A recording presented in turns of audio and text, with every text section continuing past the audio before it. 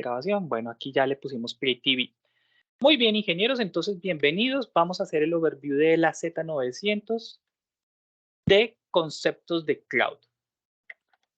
Para el día de hoy, pues vamos a hablar algunos temas importantes sobre cómo Microsoft apoya a las organizaciones haciéndoles el acompañamiento y estándoles asesoría. Recuerden que nosotros desde Microsoft tenemos los canales y los mayoristas que acompañan a las organizaciones para que puedan hacer sus implementaciones tecnológicas y estas a su vez pueden ir acompañadas no solamente del soporte y del background, del knowledge, de experiencia de implementaciones o migraciones hacia la nube, sino también se les puede entregar alguna capacidad de infraestructura o plataforma acompañado con accesos a Azure, ¿no? Hagan en cuenta algo así como Azure PaaS o un entorno para implementar las POC, las pruebas de concepto.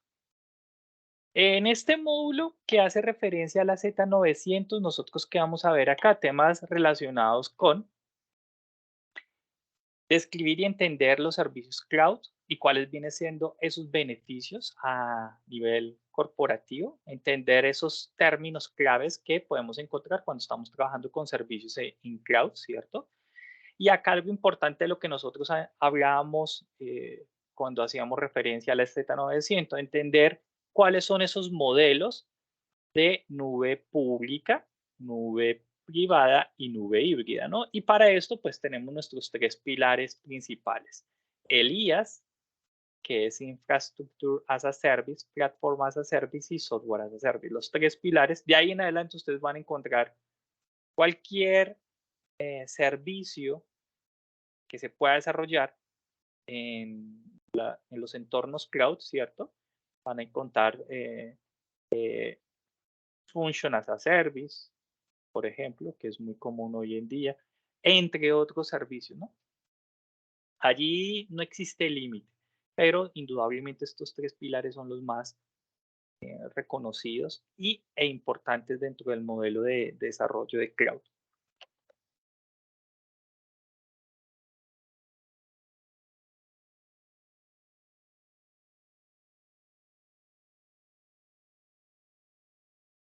Muy bien.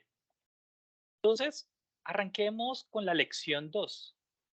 ¿Qué son los servicios cloud? ¿Por qué servicios cloud y por qué no quedarnos en un entorno on-premise? Pues nosotros sabemos que la computación en la nube va a tener una serie de ventajas, bondades, características que nos van a permitir, pues, tener esa capacidad que posiblemente no la tenemos en un entorno on-premise, ¿no? Debido a las limitaciones que eso implica, la compra, la adquisición, el despliegue, la configuración de estos entornos. Ahí les estoy compartiendo, como siempre, documentación que les permita aterrizar un poquito más esos conceptos que nosotros vemos aquí a través de las presentaciones. Cuando hablamos de la computación en la nube, sabemos que tenemos un amplio abanico de posibilidades que nos permite desarrollar nuestros productos, aplicaciones, servicios de una forma rápida, eficiente. Vamos a darnos cuenta que en la nube existen ciertas características que posiblemente en un entorno on-premise no lo tenemos. Y esas características son iguales sin importar con cuál proveedor nosotros estemos hablando, llámese GCP, AWS, Azure, Rackspace, Alibaba, etcétera, etcétera, ¿cierto? Entonces, a diferencia de, por ejemplo, sin entrar a herir susceptibilidades con los proveedores locales, que a veces uno esperaría que puedas crecer o reducir tu capacidad de acuerdo a las necesidades o exigencias de tu proyecto, de tu carga de trabajo. Pero muchas veces te dicen, sí, claro, necesitas aumentar, claro, ¿cuánto necesita? Todo lo que usted quiera se les entrega, firme acá, otro sí, un contrato por otro año y ya. Pero si esa carga de trabajo va a ser por 15 días, por un mes, por un tiempo determinado, pues no se va a poder tener porque muchas veces ya firmaste un contrato por un año y tienes que esperar a que finalice ese contrato para reducir esas cargas de trabajo. Entonces, esas son características que los lleva a uno a tomar decisiones en proveedores altamente reconocidos, ¿no? Como los que tenemos acá. Entonces, dentro de la computación en la nube, vamos a tener un modelo de cómputo y poder casi ilimitado, decimos casi ilimitado porque obviamente va a tener un tope máximo, pero la diferencia es que como está distribuido de forma global, podemos hacer uso de múltiples centros de cómputo distribuidos geográficamente para adquirir ese poder ilimitado y así desplegar nuestras soluciones y aplicaciones. Este poder de cómputo pueden estar suministrados a través de máquinas o servidores Linux o aplicaciones web que nosotros podamos llegar a tener, ¿cierto? También servidores Windows, etcétera. Teniendo en cuenta que hay muchos modelos de servicio, como lo vimos en los escenarios pasados cuando estábamos desplegando un Docker allí a través de plataforma como servicio con Azure, ¿cierto? Entonces nos preguntaban, bueno, ¿y cuál va a ser tu framework? .NET, .NET, Apache, em, entre otros, ¿no? Cualquiera de esos frameworks que existen ahí en el mercado. Y adicionalmente tenemos una capacidad de storage, ¿cierto? Eh, Tales como archivos y bases de datos que nos van a suplir esas necesidades de gestionar nuestra información de una forma rápida y eficiente, ¿no? Donde hacemos consultas, etcétera. Temas relacionados con networking, pues nos vimos algunas lecciones muy interesantes donde veíamos cómo podemos integrar nuestras soluciones on-premise con cloud, donde nos entregan soluciones de seguridad en las conexiones entre nuestra nube y el proveedor de su compañía, ¿no? Hoy por hoy, pues muchas veces los proveedores locales también te extienden algunas facilidades y servicios que posiblemente por tener una región, estar en la región en la que nos encontramos, Microsoft no ha destinado. Yo les comentaba que en su momento, pues, para Colombia se tiene destinado a implementar un nodo de comunicación. Hubiera sido ideal que hubiéramos tenido un centro de cómputo, pero el centro de cómputo se va a desplegar en Chile. Y temas de analítica, ¿cierto? Entonces, temas de analítica como la visualización de telemetría y la parte de datos de rendimiento, ¿no? Entonces, una serie de características indudablemente muy, muy importantes que nos entrega la computación en la nube. ¿Cuáles son esas palabras clave que nosotros podemos llegar a tener en la computación en la nube? Entonces, esos key concepts. Entonces, aquí hacemos referencia a la alta disponibilidad, ¿no? Hoy en día, pues, cuando vamos a hacer una implementación tecnológica, mínimo debe estar altamente disponible, pensado en esos posibles escenarios donde se presente alguna falla en alguno de los componentes o en alguno de los nodos que conforman la solución. Entonces, pensando eso, nosotros buscamos siempre esa alta disponibilidad, ¿no? Ahora bien, que tú no quieres alta disponibilidad y que quieres un nodo sencillo, también se te tiene, pero digamos que aquí tenemos una amplia gama de características que hace que la nube sea realmente interesante. Las verdaderas nubes, alta disponibilidad, tienes escalabilidad, eh, puedes crecer de acuerdo a la demanda, alcance global, ¿cierto? Porque podemos distribuir nuestras despliegues en las regiones, países, donde nosotros consideramos que es importante porque allí se va a generar esos consumos. Tenemos un modelo de agilidad en tiempos de respuesta. Imagínense, hace 15 años cuando nosotros íbamos a desplegar un nuevo proyecto y eso implicaba la compra de servidores, licenciamiento, software, esperar a que llegaran los fierros al centro de cómputo porque se había quedado allá en zona franca, que faltaba liberarlos, que hubo retardos por parte del proveedor, o que hay que adecuar el centro de cómputo para el tema de energía, ¿no? Tantos kilowatts de potencia que soporta y que un nodo más, un servidor, un host, una SAN, una NAS, etcétera, va a consumir una cierta cantidad de recursos tecnológicos, temas de refrigeración, conectividad, entre otros, ¿no? Temas de recuperación ante un desastre. Claro, acá nosotros no solamente disponemos de los centros de cómputo, sino de herramientas y estrategias que te pueden acompañar para apalancar esas soluciones. Tolerante a fallas, donde tenemos sistemas redundantes, es elástico porque nos permite crecer de acuerdo a los servicios y aplicaciones que vayamos a consumir o a configurar.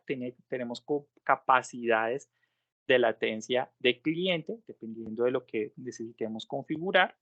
Consideraciones de costos predictivos, podemos visualizar cómo es el consumo, cuál ha sido el crecimiento. Recuerden que ahí tenemos unos budgets que nosotros podemos definir. Vimos el tema muy importante de el manage, la gestión que nosotros debemos darle a un proyecto tecnológico donde especificamos a través de políticas cómo y qué recursos podemos desplegar, cuánto podemos gastarnos en este recurso, eh, quién lo va a gestionar, cómo lo va a gestionar, etcétera, y temas que siempre va a ser intrínseco y que va a acompañar de forma transversal a nivel de security, ¿no? Entonces, aquí hablamos de una economía a escala, ¿cierto? La economía a escala son evidentes para esos usuarios finales de múltiples formas, ¿no? Una de las cuales es la capacidad de adquirir hardware a un costo menor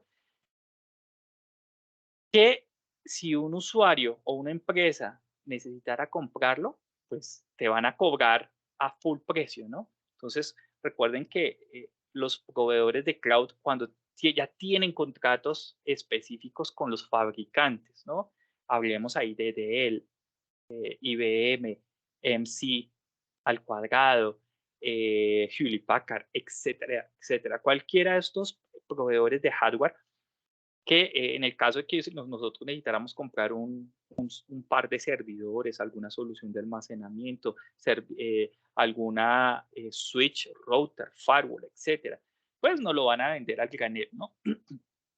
Y eso va a tener unos precios determinados, a diferencia de que cuando una empresa tiene la capacidad de comprar por mayor, pues te hacen descuento, te hacen mejores ofertas, tienes capacidades atractivas en el momento de la negociación y eso lo tienen los proveedores cloud. Entonces ellos pueden y tienen la capacidad de transmitir esos beneficios de alguna forma u otra a sus clientes. ¿Cómo? Pues en los costos finales, siendo competitivos, entregando una mejor gama de servicios en el aprovisionamiento. Ahí veíamos, por ejemplo, esas opciones spot, ¿no? De poder desplegar máquinas virtuales a un costo menor de lo que pueda costar una máquina virtual en un escenario normal, ¿no? Entonces, que ese costo spot depende de la oferta y de la demanda que exista en el mercado, sobre todo de la demanda. Si existe mayor demanda, mayor solicitud de compra de máquinas virtuales, pues el valor de la máquina incrementa. De lo contrario, vamos a tener unos costos muy, muy bajos. Entonces, eso lo hace bastante atractivo, ¿no?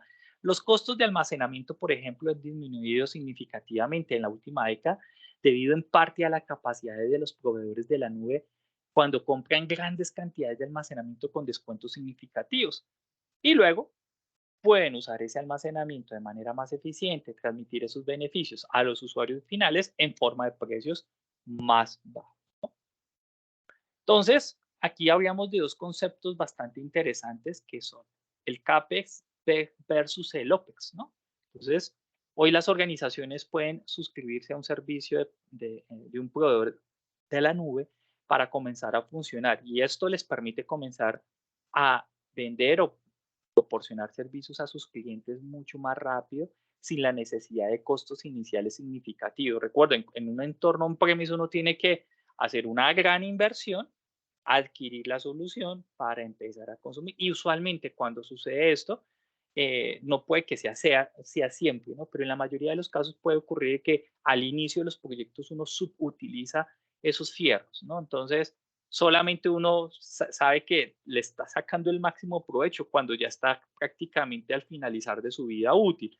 Eso depende del escenario, la organización, etcétera, ¿no? Entonces, claro, porque uno compra inicialmente teniendo una visión. Estos nodos, esta solución de servidores, estos storage me van a tener un servicio de 5, de 10, 15 años y esperaría pues que ahorita cuando lo compre pues no vaya a consumir el 100%, o sea, no, o si no, no va a tener crecimiento durante una línea de tiempo. Entonces, por eso son cosas que uno lo estima de esta forma, ¿no? Eh, Ahora bien, entonces entramos a hablar del CAPEX, ¿cierto? El CAPEX es ese escenario donde gastamos o en infraestructura física por adelantado, ¿no? Entonces, la inversión inicial. Aquí nosotros podemos deducir ese gasto de su factura de impuestos, es un alto costo inicial, ¿cierto? Y el valor de la inversión se reduce en una línea de tiempo. Entonces, ese es el escenario tradicional que nosotros usualmente tenemos. 8. Muy bien, en la línea de tiempo. Mientras que el Operational Expenditure, el OPEX, es un gasto en servicios o productos según sea necesario. Entonces, esto ya tenemos un mejor control porque solamente gastamos lo que necesitamos, no hacemos grandes inversiones, sino que vamos puntualmente. Ventajas, pues obtenemos un modelo de factura inmediato, ¿cierto? Podemos también deducir el gasto de la factura en el mismo año, en la parte de impuestos, y sin costo inicial, ¿no? Pago por uso, es el famoso pay as you use, pago por uso, pay as you use.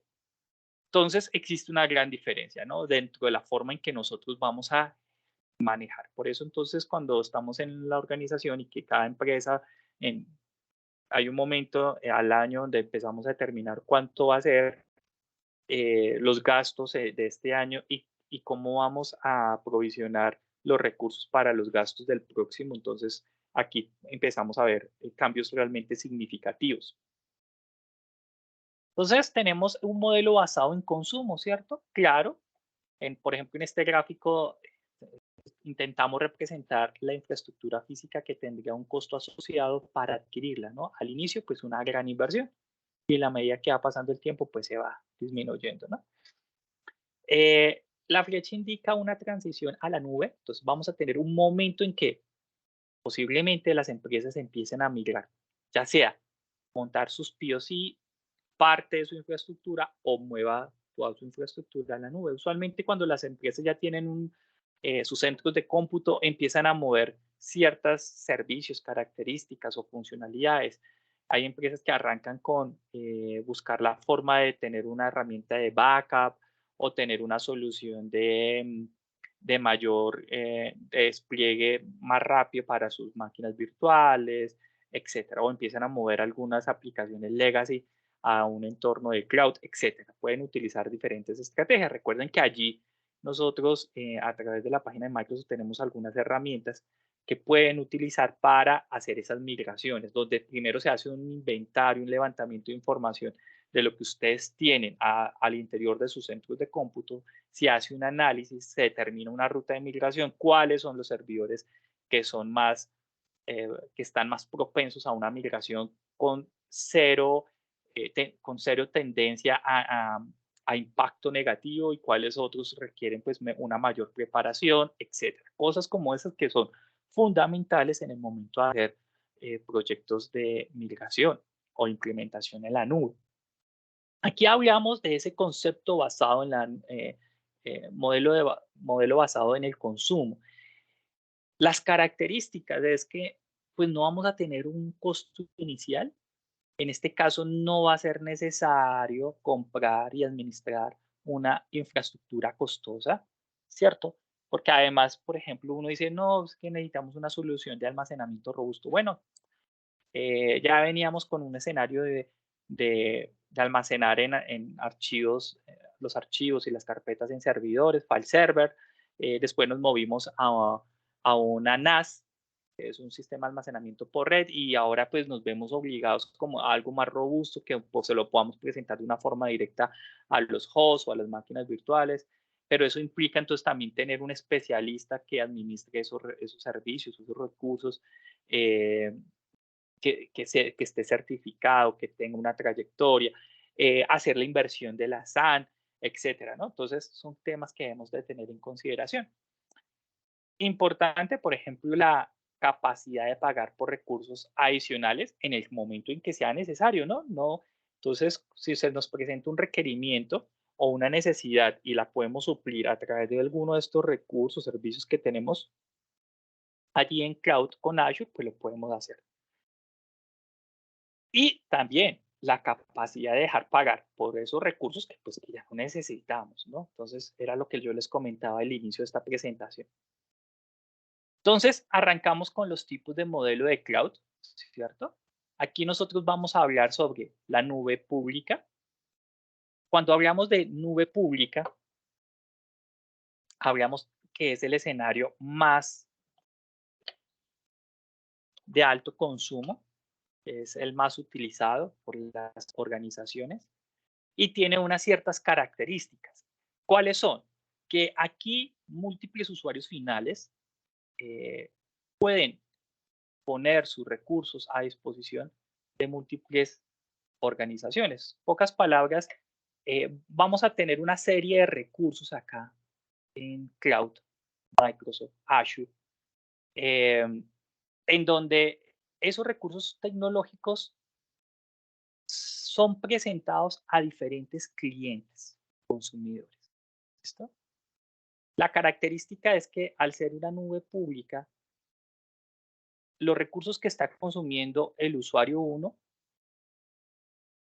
de unos servidores, unos hosts, unos switches, etcétera, puede que lo esté compartiendo con una organización o usuario 2 y lo mismo puede estar sucediendo con otro usuario y así sucesivamente. Ojo, estoy diciendo se comparten recursos, pero eso no significa que tengamos vulnerabilidades en temas de seguridad o que yo o que cualquier otra persona como usuario pueda ver qué otros recursos está qué recursos de la misma, qué porcentaje de los recursos que yo estoy consumiendo está siendo compartido por otros usuarios o empresas. No, aquí vamos a tener un modelo de aislamiento, pero es importante saber que los recursos que consumimos están siendo compartidos con más clientes. Esa es una de las partes importantes. Por eso se llama nube pública y esto es realmente la parte que hace que sea muy atractivo económicamente, ¿cierto? Entonces, imagínense en un host donde podemos tener N cantidad de máquinas virtuales, 10, 50, etcétera. Y esas máquinas virtuales pueden ser, parte de esas máquinas virtuales pueden ser de su organización o de múltiples organizaciones. Eso es algo que, pues, lo hace atractivo desde el punto de vista económico. Otra de las características de la nube pública es que el acceso, estos usuarios, el 1, 2 y 3, se conectan a través de la red más grande, pero es la más insegura, y es Internet. Entonces acá, Internet es la red por la cual los usuarios se interconectan o consumen los recursos en la nube. Por eso, pues necesitamos establecer unas características, pautas, definiciones que nos permitan cifrar esos modelos de conexión, ¿no? Por eso tenemos VPNs, entre otros, ¿no? Para consumir y presentar nuestros servicios. La disponibilidad, pues este es un modelo de implementación de tipo más común, ¿no? Entonces aquí vamos a tener diferentes LSA, acuerdos de nivel de servicio, ¿no? La conectividad de los usuarios y las organizaciones suelen estar conectados a la nube pública a través de Internet o a través de los navegadores, ¿no? Y el acceso público, pues las nubes públicas proporcionan acceso público. Significa que estas nubecitas que tenemos acá con estos fierros, pues también están publicadas a Internet. Entonces, me conecto por Internet y están publicadas a Internet. O sea, pues claro, es la forma de poder llegar a los recursos o a los servicios que tenemos allí. Vuelvo y lo digo, son las características que lo hace atractivo económicamente. Public Hybrid Cloud, sí, se los compartí. Por otra parte, tenemos la nube privada. La nube privada es un modelo en donde buscamos manejar que el cliente sienta esa tranquilidad de que su infraestructura, sus servicios tecnológicos están alojados en soluciones de recursos privados. Entonces vamos a ver esas características. Aquí arrancamos con la premisa de que el propietario, usuario o cliente que contrata los servicios en la nube va a tener una serie de recursos dedicados. Esto es lo que se conoce con el concepto de recursos dedicados. Entonces aquí, estando en la nube, si necesitamos algún recurso, ese recurso va a ser dedicado. ¿Qué, cómo así? Claro, que es única y exclusivamente del cliente que lo va a consumir y eso lo hace pues bastante interesante.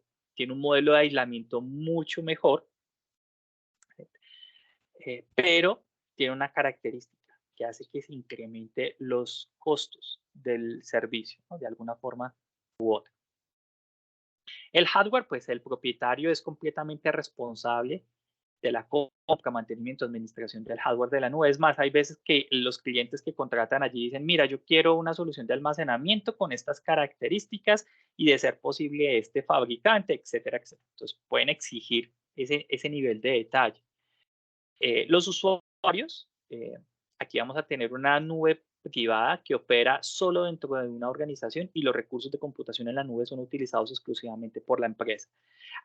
Entonces tengan en cuenta, aquí tenemos dos factores importantes. La conectividad es una conexión a una nube que se genera mediante una red privada que es altamente segura. Entonces aquí hablamos como si estuviéramos en un escenario local, estaríamos, por ejemplo, hablando de un modelo MPLS, ¿no? O un Front Relay, pero eso ya está mandado a recoger. Entonces habríamos de un MPLS.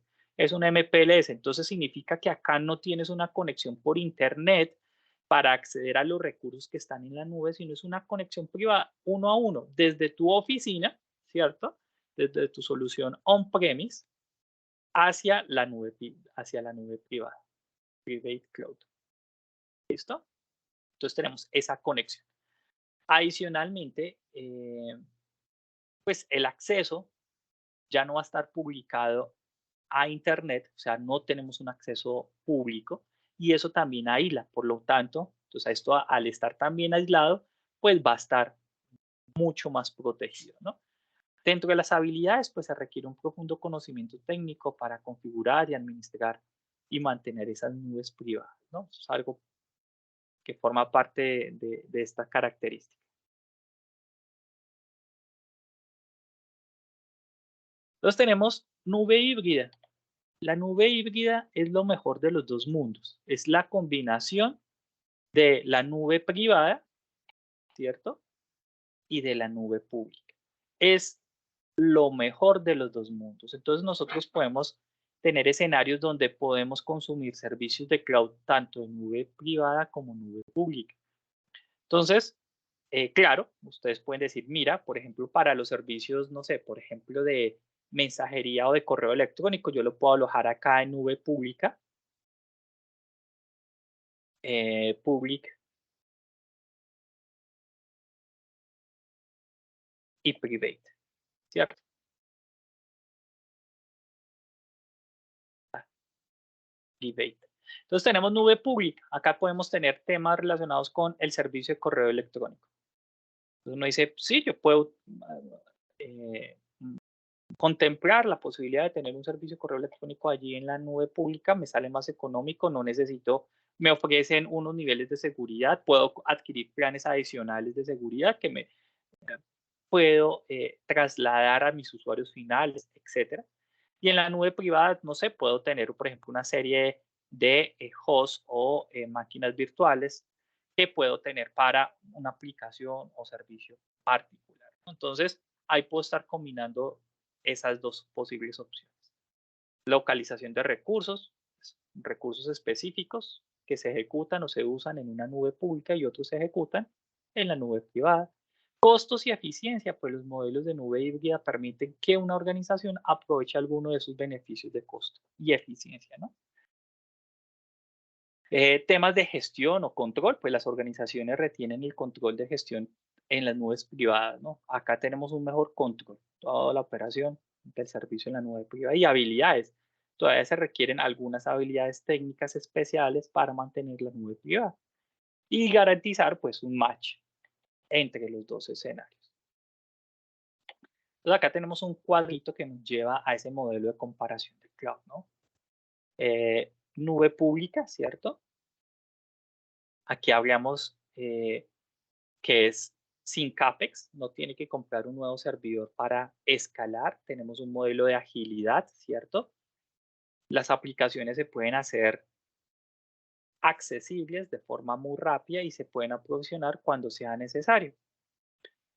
También tenemos modelos basados en consumo. Las organizaciones pagan solo por lo que utilizan o que usan y opera bajo el modelo OPEX, ¿no? Entonces, esa es la ventaja de la nube pública. La nube privada, por otro lado, tenemos mejor control. Las organizaciones tienen ese control completo sobre los recursos y por ende, pues el nivel de seguridad aumenta, ¿no? Las organizaciones tienen un control total sobre la seguridad.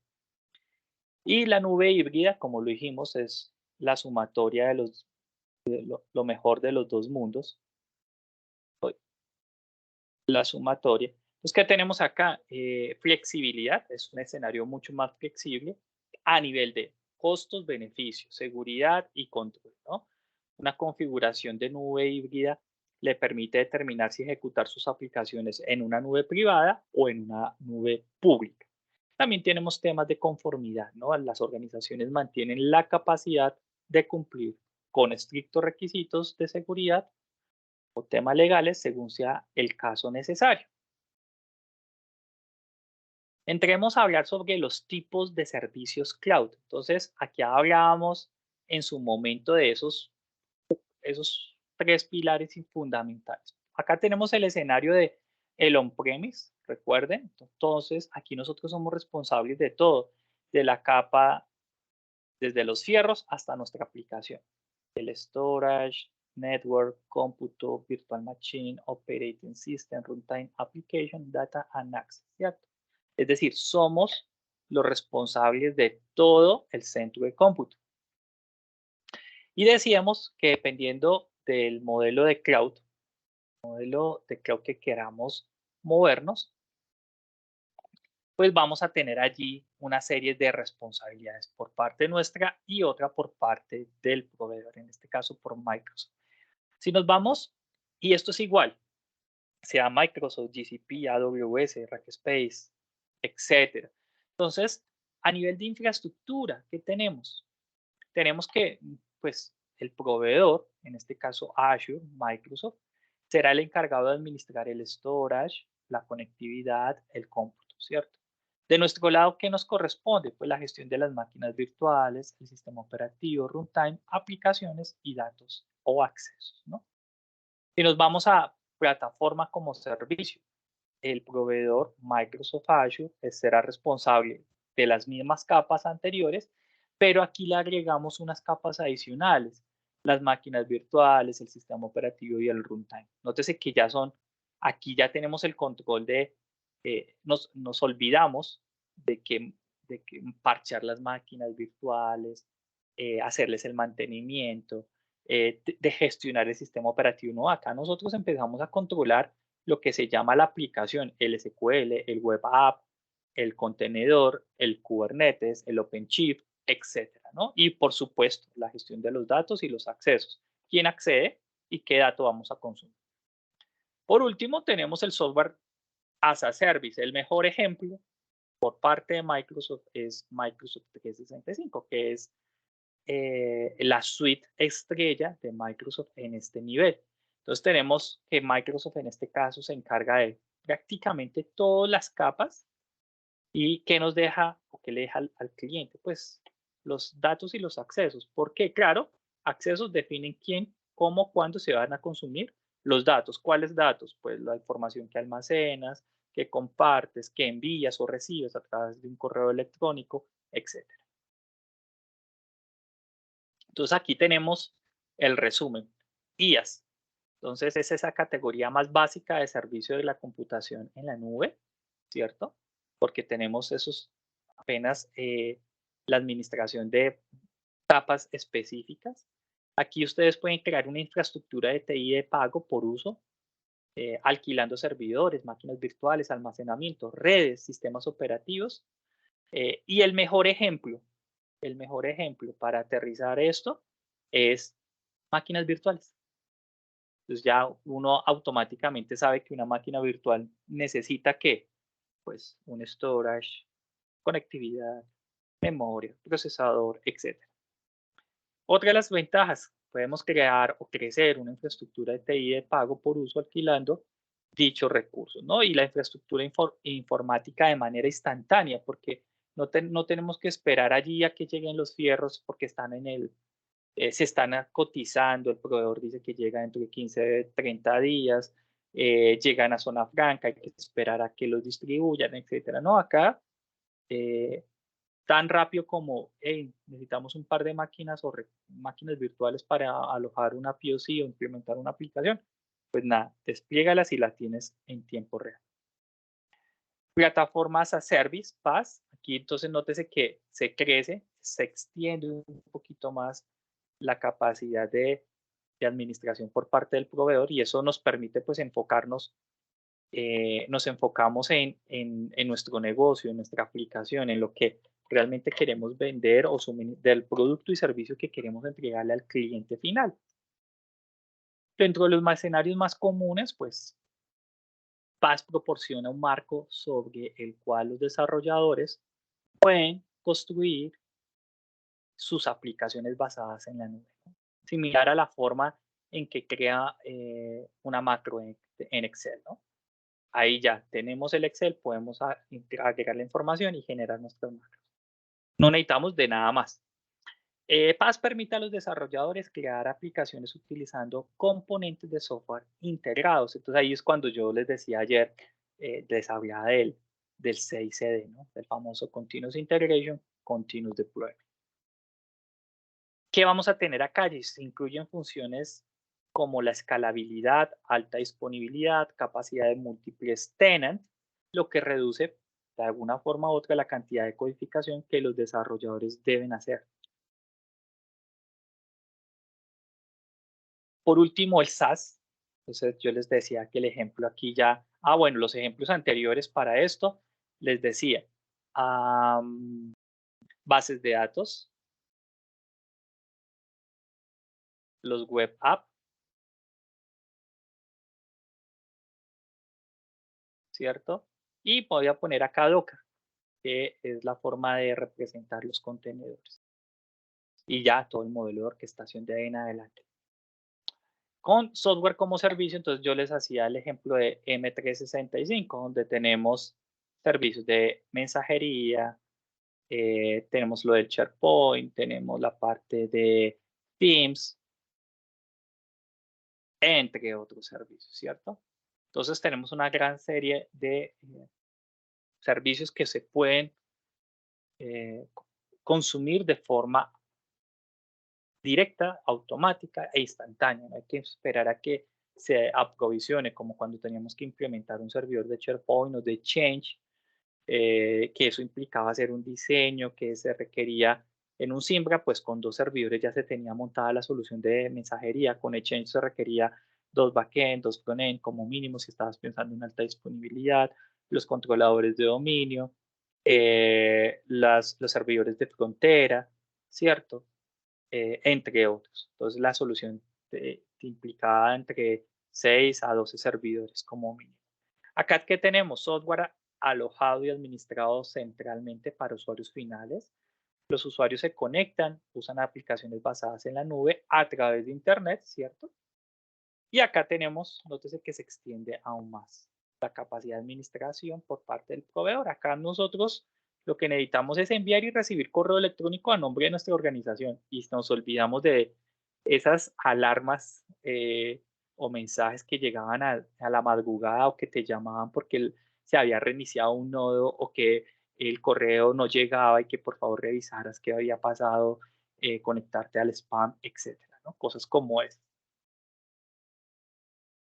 Entonces, recuerden la comparación de los servicios. IaaS, pues es mucho más flexible, es el servicio por excelencia en la nube, más flexible, ya que tiene control para configurar y administrar el hardware que ejecuta su aplicación, es decir, les entrega al cliente esa capacidad, ¿no? PaaS, por otro lado, pues hablamos de que los usuarios pueden centrarse en el desarrollo de su aplicación, ya que toda la gestión de la plataforma es gestionada por el proveedor de la nube, como Microsoft, ¿no? Trabajar con equipos distribuidos, servicios mucho más rápido de desplegar. Aquí hablamos de las metodologías Agile, entre otros, ¿cierto? 6CD. Se puede tener acceso a la plataforma a través de Internet y puede hacer que esté disponible de forma global. El SaaS, entonces, es un modelo de precios por pago de uso. Los usuarios pagan el software que usan basado en un modelo de suscripción y generalmente es un pago mensual, ¿no? Son contratos anuales, pago mensuales y ya, para de contar.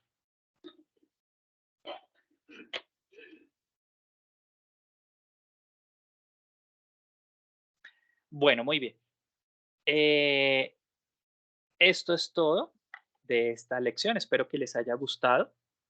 Hay otros par de módulos. La idea es que también, como sé y entiendo que los laboratorios del AZ104 aún están pendientes por finalizar, la idea es que podamos avanzar. Entonces vamos a dedicar a partir de ahora, podemos aprovechar para salir a nuestro coffee break, que es el tiempo ideal, pausa activa, y regresamos, nos conectamos y continuamos. Me gustaría hacer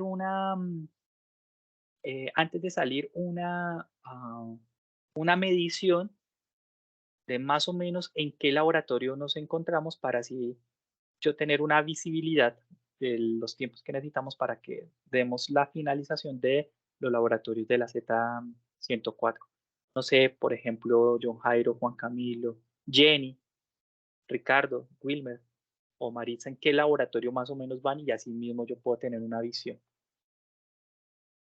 Buenas noches, yo voy en el 8. ¡Wow! Nice. Excelente. Felicitaciones. Gracias. Yo voy en el 3. Listo. Ahí He sacamos un promedio. tenido algunas dudas. Sí, Me he documentado y he leído un poco de los fundamentos, porque pues tú sabes que claro, me falta el tema de fundamentos. Entonces claro. me he demorado un poco, pero sí, por ejemplo, me enredé en la creación de usuarios y en el manejo del script. ¿Cómo es que entro a línea de comando? Porque no, aunque yo manejo la línea de comando en el sentido que manejo todo el tema de VI para la edición y todo, Claro. pero me perdí ahí quedé en el tema. Entonces en el laboratorio 2 se necesita editar unos scripts, entonces ahí quedé, Y bueno, me salté al pero 3 y voy empezando el 2. claro. Sí, sí, Bueno, sí, ahí voy. excelente. Perfecto. Muchas Sí, gracias, Marisa. yo en el laboratorio 7, pero pues voy bien. Digamos que ahí paso a paso. Listo. Y lo que, Perfecto. Recuerden, no es correr y paso a paso. exacto, y lo que me quede así duda o como inquietud, pues ahí mismo se lo manifiesto como para aclarar. Claro. Pero esa es la idea. Listo, yo voy en el laboratorio 4, ya finalizándolo. Ya voy para el 5, básicamente. Ah, bueno. Excelente. Sí, sí, sí. Perfecto.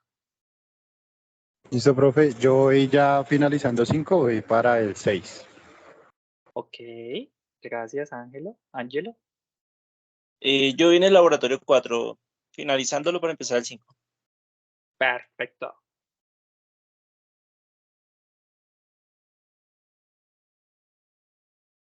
Entonces, digamos que en promedio, de acuerdo a lo que tenemos en la actualidad, estamos en más o menos un nivel del quinto laboratorio, promediando, obviamente, ¿no? Recuerden, cada persona, cada ingeniero tiene su propia curva de aprendizaje. Habrán cosas que en algunos laboratorios nosotros manejamos mejor los conceptos y puede que en otros laboratorios no avancemos de la misma forma. Eso es apenas natural y es entendible. Entonces, muy bien, esto me permite tener visión. Muchas gracias por ese feedback. Y es la razón por la cual después de haberme reunido con Danilo, establecimos que vamos a dar estas sesiones durante estos días para complementar. Con eso ustedes van viendo el track como debería ser, ¿no? Entonces tenemos full track del curso. Danilo quedó de compartirles el material. Espero que si no les ha enviado, estará próximo a enviarles por correo electrónico el material de la Z900. Tengo entendido que es el PDF a través del portal de SkillPipe, del portal de SkillPipe. Entonces, pues nada, también estemos pendientes. Nosotros que tenemos la próxima sesión del viernes, y recuerden que el próximo lunes va a ser festivo, entonces se nos va a correr un día nuestro agendamiento. Bueno, ya está programado, o sea, ya previamente ellos ya determinaron que había un festivo, entonces, sino que es el próximo lunes, no habrá clase, ¿no? Muy bien, entonces time for coffee. Pausa activa, nos vemos en 15 minuticos y se conectan y continúan con el laboratorio. Recuerden, yo estaría aquí background para apoyarlos, soportarlos en las dudas, preguntas que se tengan. Mil gracias a todos, feliz noche.